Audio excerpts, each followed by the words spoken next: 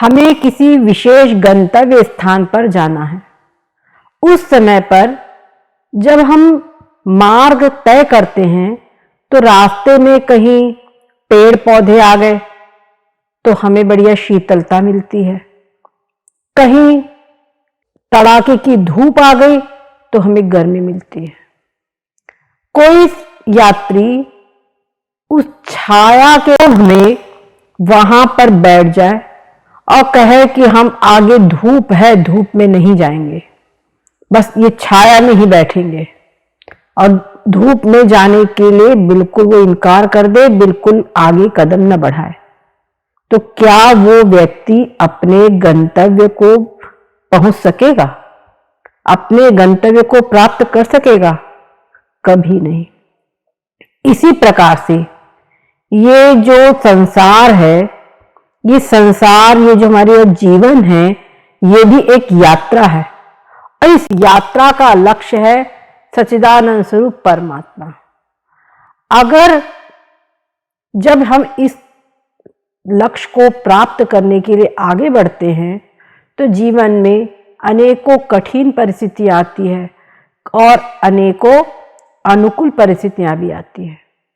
अगर हम उन अनुकूल परिस्थितियों से लिपट कर बैठ जाएं कि बस ये अनुकूल परिस्थिति में ही हम रहेंगे, इसको हम नहीं छोड़ेंगे, और आगे बड़ी कठिनाई है उधर हम नहीं जाएंगे, तो ऐसी स्थिति में कभी भी हम अपने हमारा जो लक्ष्य है, परम लक्ष्य को हम कभी भी प्राप्त नहीं कर सकते। इसीलिए आवश्यकता है कि कभी भी, एक बात होती है कि कोई व्यक्ति विवेक पूर्वक कार्य करे कि भाई आगे बहुत धूप है, बहुत थक गया है, शरीर अब बिल्कुल काम नहीं कर रहा है, उस स्थिति में थोड़ी देर विश्राम कर ले उस छाया में, और आगे फिर जब थकान मिट जाए, थोड़ी थकान कम हो जाए, तो आगे की यात्रा करे। तो ये तो विवेक हुआ। परंतु कोई उसी में आसक्त होकर के उसी छाया में बैठ जाए और कहे हम आगे नहीं जाएंगे, भाई हम यही छाया में बैठेंगे, आगे कौन जाए, तो ऐसा व्यक्ति कभी भी अपने लक्ष्य को प्राप्त नहीं कर सकता। तो मनुष्य जीवन में, चाहे हमारा व्यवहारिक जीवन का कोई लक्ष्य हो, कोई विद्यार्थी हो, उसका लक्ष्य है कि हम कुछ अच्छा बनेंगे, कोई डॉक्टर बनेंगे, इंजीनियर बनेंगे, या कोई और भी अच्छी पोस्ट प्राप्त करेंगे, कुछ अच्छा बनना चाहता है, तो वो विद्यार्थी को भी इन जीवन के उतार चढ़ाव में से गुजरना पड़ेगा। हम थोड़ा सा भी कुछ अपने जीवन में बना ले कि आज हमको इतना काम करना है, और पता चले 2 मेहमान आ गए, तो और भी हम कई उदाहरण अपने जीवन में ले सकते हैं, कुछ ना कुछ उतार चढ़ाव आते ही रहते हैं। भगवान ने इसीलिए कहा है कि जो इन उतार चढ़ाव को, जो ये शीत उष्ण और जो कठिनाइयां हैं, इन कठिनाइयों को जो प्रेम पूर्वक, बहुत विवेक पूर्वक इनको सहन करता है, वही कहते सोमृतत्वाय कल्पते, उस वही ही व्यक्ति उस अमृत तत्व को प्राप्त करता है। यहाँ पर प्रस्तुत जो प्रसंग है भगवान का, यहाँ पर एक प्रश्न फिर खड़ा होता है कि आखिर हम अपने मन में कौन सा धैर्य रखें जिसके द्वारा ये शीत उष्ण हम इसको सहन कर सके। इसके लिए अंदर से कुछ प्रेरणा, कुछ होनी चाहिए। दूसरी चीज जो भगवान ने कहा, ये अमृतत्व आखिर क्या है, ये भी हमको समझना है। तो इसको समझने के लिए, समझाने के लिए ही भगवान ने आगे कहा है, नासतो विद्यते भावो ना भावो विद्यते सतः उभयोरपि दृष्टवन्तस्त्वन्यो तत्त्वदर्शिभिः। भगवान कहते हैं नासतो विद्यते भावो, अर्थात न असतः विद्यते भावो। जो असत वस्तु है उसका भाव नहीं है, यानी उसकी सत्ता नहीं है, उसका अस्तित्व नहीं है, उसकी तीनों काल में सत्ता नहीं है, वो है ही नहीं वस्तु। जैसे कि खरगोश के सिंग, असत्य ने, जैसे खरगोश के सिंग तीनों काल में नहीं है। कभी किसी ने देखा है? कभी भी नहीं देखा। तो बंध्या का पुत्र, ये असत वस्तु है। ये कभी भी किसी भी स्थिति में कोई भी इसको नहीं देख सकता, ये होता ही नहीं है। उसी प्रकार से जो है ही नहीं उसकी सत्ता कैसे होगी? असत यानी क्या? असत का मतलब है जो सत्य नहीं है। जैसे हम कहते हैं ना, सत्य असत्य, जो सत्य है वो सत्य है, जो सत्य नहीं वो असत्य है। उसी प्रकार से सत्य और असत। सत्य यानी, सत्य का मतलब यहां है सत्ता। सत्ता, जिसकी सत्ता नहीं है उसकी तीनों काल में प्रतीति भी नहीं है, वो उसकी तीनों काल में उसका अस्तित्व नहीं है, उसका भाव नहीं है। यहां पर ये कहने का तात्पर्य है। तो असत को समझने के लिए एक बार हमको सत्य भी अच्छे से समझना होगा। सत्य क्या है? जो सत्य नहीं है वो असत है। तो सत्य क्या है? तो सत्य यानी जिस वस्तु का देश काल वस्तु से अंत नहीं है। यहां पर कहा है देश काल वस्तु से जिस वस्तु का अंत नहीं है, जिस वस्तु का परिच्छेद नहीं है, वो वस्तु है सत्य। अर्थात वो वस्तु हर देश में, हर देश मतलब हर स्थान पर है। यहाँ भारत में भी है, अमेरिका जाओ अमेरिका में भी है, लंदन में भी है, सब कहीं है। और हमारे यानी यहाँ पर भी है, वहां पर भी है, इधर भी है, उधर भी है, सब कहीं कण कण में व्याप्त है। एक कण मात्र भी ऐसा स्थान नहीं है जहां पर वो वस्तु नहीं है। इसलिए कहा है उसका देश से परिच्छेद नहीं है। देश का मतलब भारत पाकिस्तान देश नहीं है, देश का मतलब है स्थान। तो चाहे जहां का भी स्थान ले, चाहे हम विदेशों का स्थान बोले, चाहे भारत का स्थान बोले, जो भी कुछ करे, स्थान के अंदर में सब कुछ आ जाएगा। स्थान के अंतर्गत सब कुछ आ जाएगा।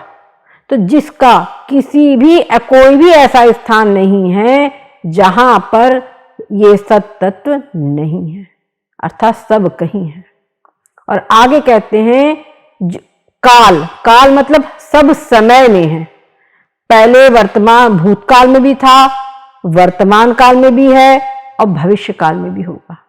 ऐसा नहीं है कि पता चला अक्टूबर नवंबर में है और मई जून में नहीं है। हम देखते कई फल ऐसे होते हैं जो ठंडी के दिनों में आते हैं और गर्मी में नहीं आते। वैसे आम है, आम गर्मी में आता है, ठंडी में नहीं आता।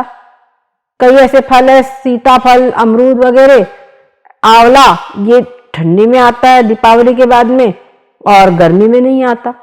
तो ये फल जो हैं ये कभी होते कभी नहीं होते।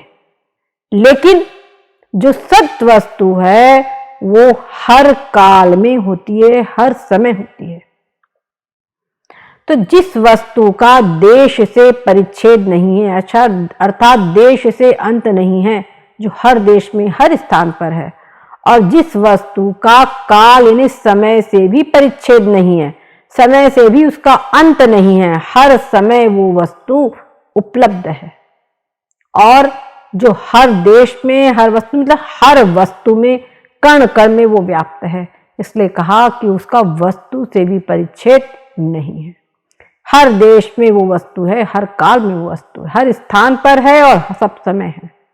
ऐसी जो वस्तु है उसको कहा जाता है सत्य, उसको कहा जाता है सत्य। इस सत्य वस्तु का कभी नाश नहीं होता, कभी बाध नहीं होता और ये हमेशा रहता है। तो जो ऐसी वस्तु है, जो सत्य वस्तु है, उस सत्य वस्तु से भिन्न जो कोई है, तो ये सत्य वस्तु है उसका कभी अभाव नहीं होता। जो हर देश में है, हर समय, उसका अभाव कैसे? उसका सब समय भाव है, उसका सब समय अस्तित्व है। भाव का मतलब है अस्तित्व, उसकी सत्ता सब कहीं है। और जो असत वस्तु है उसका कभी भी भाव नहीं है, कभी भी उसकी सत्ता नहीं है। जैसे कि इसके अंदर में और हम थोड़ा समझे, रेगिस्तान में जो हमको जल दिखाई पड़ता है, रेगिस्तान में जो हमको जल दिखाई पड़ता है, वो हमको दिखाई तो पड़ता है, पर वास्तव में जब हम दूर खड़े हैं तो हमको दिखाई पड़ रहा है, पर जब हम वहां पर जाएं, पहुंचे, तो पता चले अरे ये तो बालू है। तो वो हमको जो दिख रहा है वो भ्रम से दिखाई पड़ रहा है, वो जिस समय पर दिख रहा है उस समय पर भी वो नहीं है। तो इस प्रकार से जैसे जल की सत्ता वहां पर नहीं है, तो जल वहां पर क्या है, असत है। वहां पर जल वास्तव में नहीं है, वहां पर केवल मरुस्थल है। आगे कहते हैं, इसी प्रकार से हम ये बात समझे कि जो भगवान ने कहा शीत उष्ण आदि जो उतार चढ़ाव जीवन की जो कठिन परिस्थितियां, ये सब कुछ असत है। असत मतलब ये हमको भ्रम से दिखाई पड़ रहे हैं। जैसे वहां मरुस्थल में हमको जल दिखाई पड़ रहा है केवल मात्र भ्रम से, वैसे ही ये सब कुछ संसार की जो परिस्थितियां, सारा का सारा संसार, सारा का सारा प्रपंच, जितना भी ये शरीर, मन, बुद्धि, ये जो कुछ भी दिखाई पड़ रहा है, ये सब पेड़ पौधे, जितना जो कुछ भी संसार हमको दिखाई पड़ रहा है, ये सारा का सारा संसार असत है, असत रूप है। इसका तीनों काल में भाव नहीं है। और जो इस संसार का अधिष्ठान, जैसे वहां पर हम जब वो जल देखते हैं तो वहां जल की सत्ता नहीं है, लेकिन जल की जो प्रतीति हो रही है वो बालू के आधार पर प्रतीति हो रही है। जो वहां पर मरुस्थल में रेत पड़ी है, बालू पड़ी है, उस बालू से जब सूर्य की किरणों का संपर्क होता है तो उसका जो रिफ्लेक्शन है, उसकी जो चमक है, उस चमक को ऐसा लगता है दूर से देखने पर कि पानी है। उसकी जो चमचमाहट है वो पानी के रूप में दिखाई पड़ता है। उसी प्रकार से ये सारा संसार जो कुछ भी दिखाई पड़ रहा है, ये वास्तव में ब्रह्म सच्चिदानंद ही है, परमात्म स्वरूप ही है। लेकिन माया की चमचमाहट के कारण ये सारा संसार हमको उतार चढ़ाव, अच्छा बुरा सब कुछ दिखाई पड़ रहा है। कहीं महल दिख रहा है तो कहीं झोपड़ी दिख रही है, और जो कुछ भी सारा दिख रहा है ये केवल मात्र माया की चमचमाहट के कारण दिखाई पड़ रहा है। तो भगवान कहते न असतः विद्यते भावो, ये जो असत है इसकी सत्ता नहीं है। हमारे गौड़पादाचार्य जी ने कहा है, आदावंते च यन्नास्ति वर्तमानेपि तत्तथा, जो आदि में नहीं है और जो अंत में नहीं है। जैसे कि ये जो शरीर है ये जन्म के पहले नहीं था और मृत्यु के बाद में नहीं रहेगा।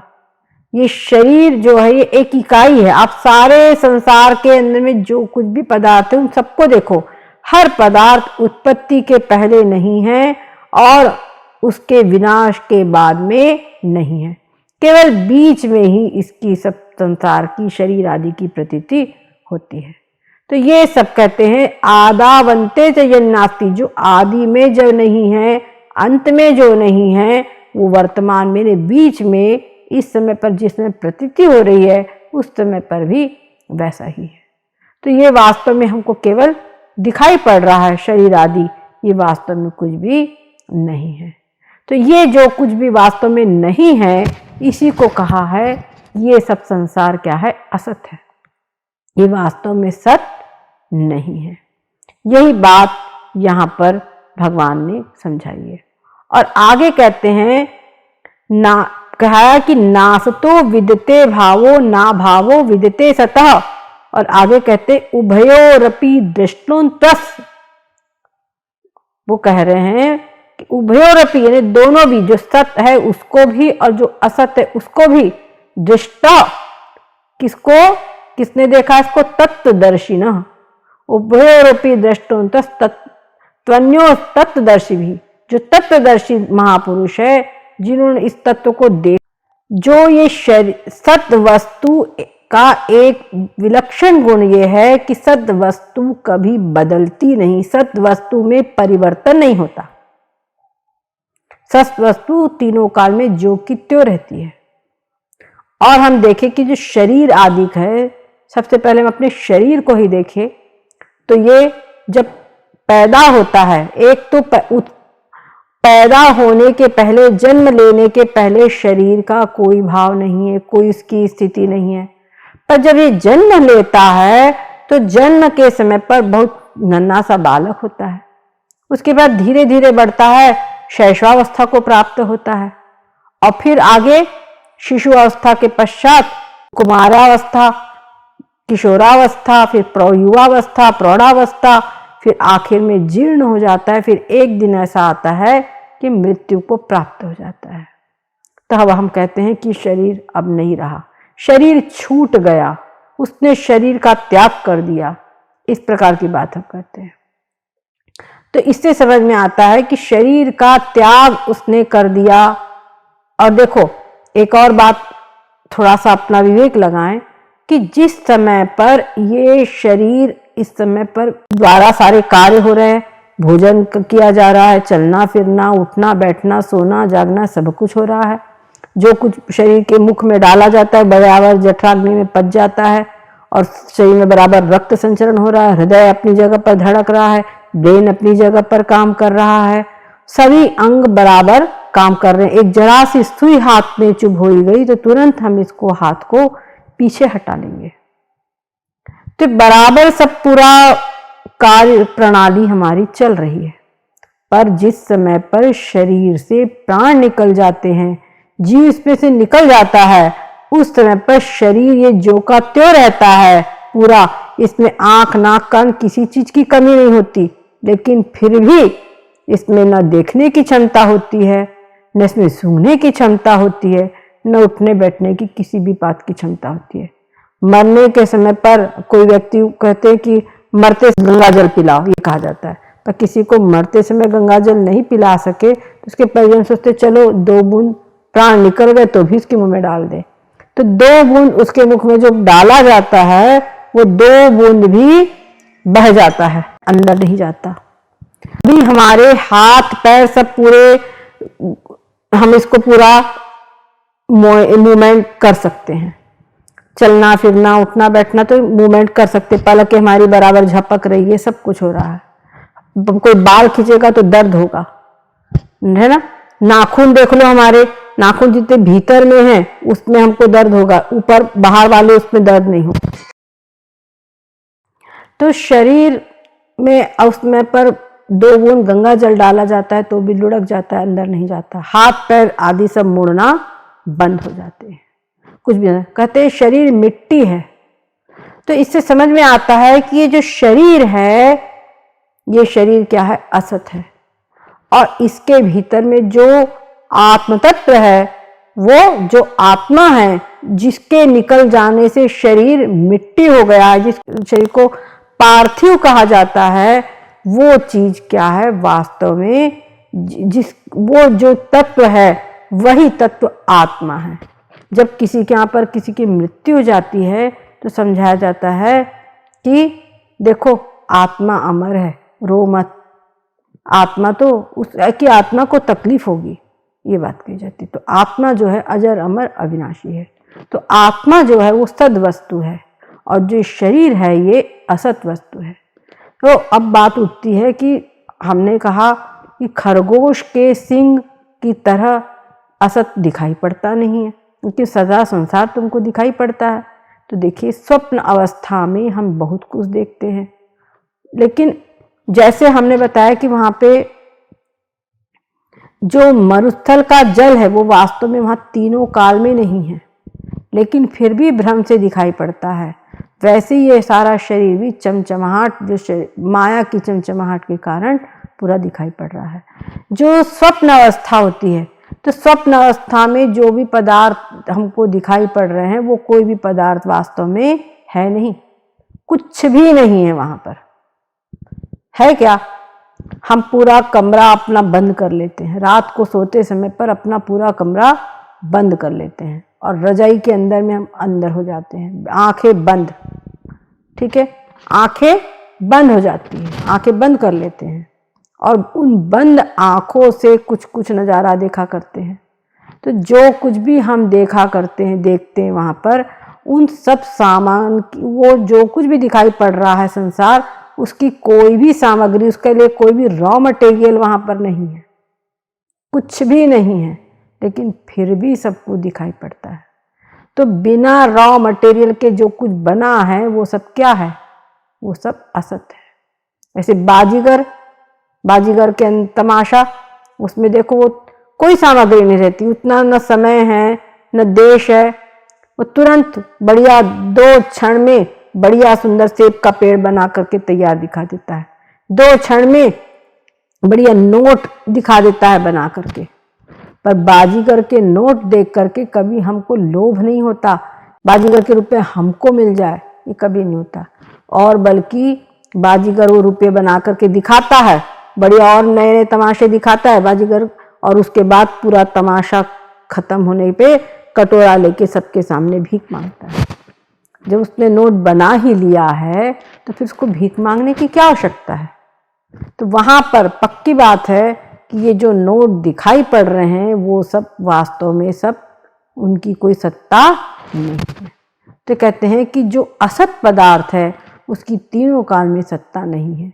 जो शीत उष्ण और भी अनुकूल प्रतिकूल परिस्थितियां आ रही है, इनकी कोई सत्ता नहीं है, केवल ये प्रतीति मात्र इनकी हो रही है। जैसे वहाँ मरुस्थल में जल की प्रतीति मात्र हो रही है, पर वो जल से किसी की प्यास नहीं बुझ सकती। उसी प्रकार से ये सर्व संसार जो भी है इसकी प्रतीति मात्र है, पर इसकी तीनों काल में कोई भी सत्ता नहीं है। तो ये बात हम समझ ले कि जो सत पदार्थ है उसका तीनों काल में अभाव नहीं है, और जो असत पदार्थ है उसकी तीनों काल में सत्ता नहीं है।